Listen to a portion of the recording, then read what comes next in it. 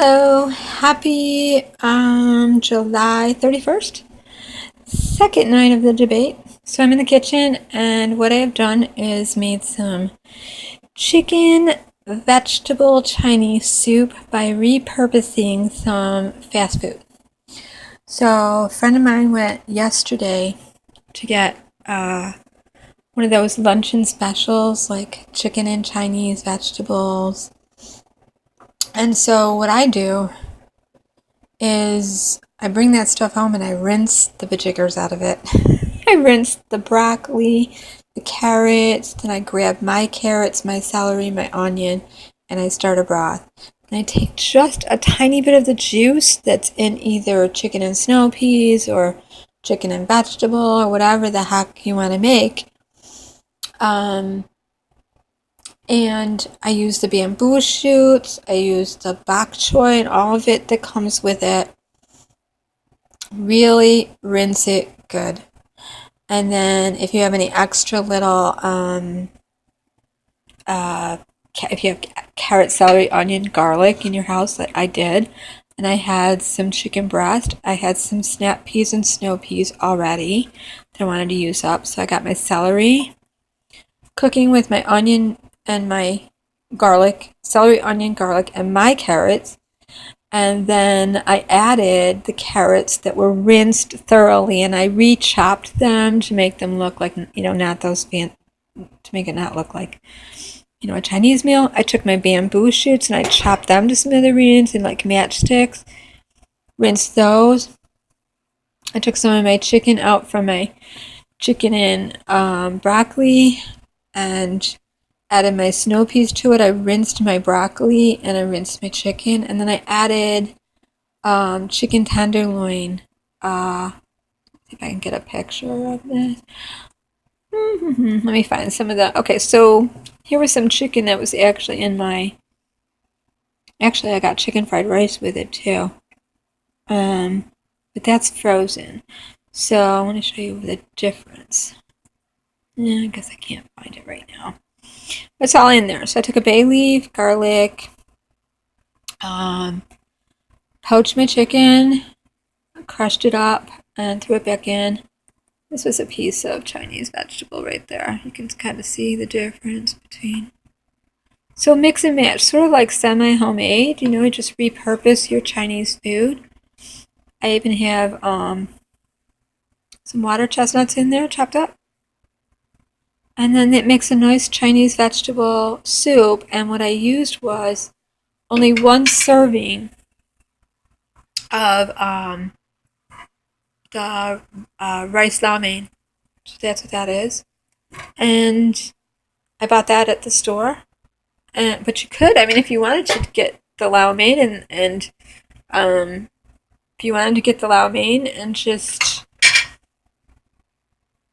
like get it already made up and use some of the juice from that, it would make it really a little darker, I guess. But I wanted to rinse out the soy and all the sauces out of it so it wasn't too much sodium. I'm just going to munch on this all week. So I'm on a diet, so I'm going to do a little soup every day because I do good when I do soup. So I wanted to show that soup. There are some mushrooms chopped up in there too. Bok choy.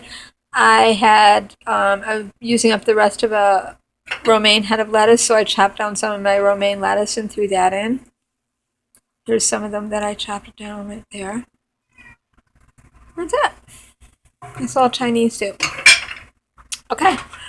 I hope everybody's having an awesome day. And I'm ready for debate 2 tonight. Gonna pop some popcorn. I'm gonna air pop it on my stove in a nice big pan.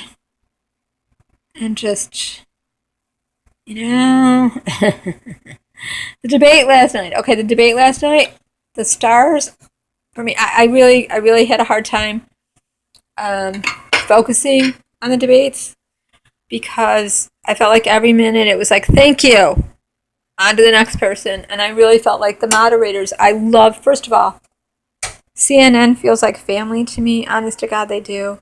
I watch them. Pretty much I watch all their lineup and everyone, and I just love them. And but I felt like Jake and well, let's just say the first two moderators were really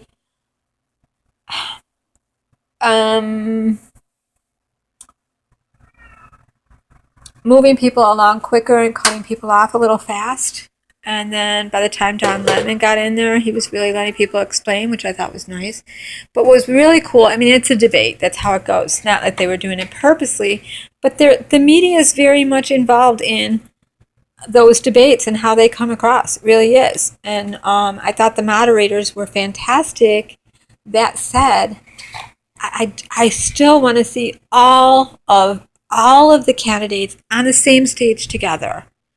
And just, pay for a little bit more advertisement. Add a few more moderators in and rotate. And get all the questions in. And what makes Bernie Sanders said something so important. He said, credible polls. Okay, what makes a credible poll? Who are folks polling to decide who gets into the next debate on air in a big theater or stage? Okay, who makes those decisions? That's what I'm really wondering, is what makes it a credible poll? There's 50 million polls out there. I know there are pollsters, but what makes it a credible poll? And I just loved how Bernie, of all people, the irony of him saying credible polls. I pay attention to credible polls, like he corrected people. Elizabeth Warren and Bernie were kind of on the same page, which I love. And Marianne Williamson really shone like the bright star she is. I really, really, really do want to see these three together. I think Bernie moving everybody along with Elizabeth and a surprise person like Marianne Williamson would be a force of nature that is completely opposite of Donald Trump, which would just flip things totally. Really had a hard time following Amy Klobuchar last night because it felt like every time they went to her, she was like that kid in the classroom that was like, but I always get an A. I always get an A. I know this subject. I get straight A's. I win. I get A's all the time. Don't worry. I'll beat them. I'll get an A. And I love her. I love her. I was like, what are you doing? They're asking you a question and you keep going back to, I always win. I win. Who does that sound like? Like, ooh. I was just kind of backing away from that. I was like, I love you, but stop it. Delaney, he was just a thorn in everyone's side last night. Love him, but he was a thorn in everyone's side. When it came to healthcare, I'm just like, move along, people. Move along.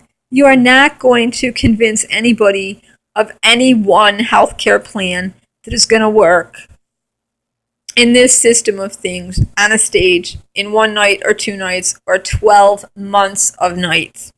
They've been grappling with healthcare for years, and Marianne Williamson hit on it. America is a disease-driven country.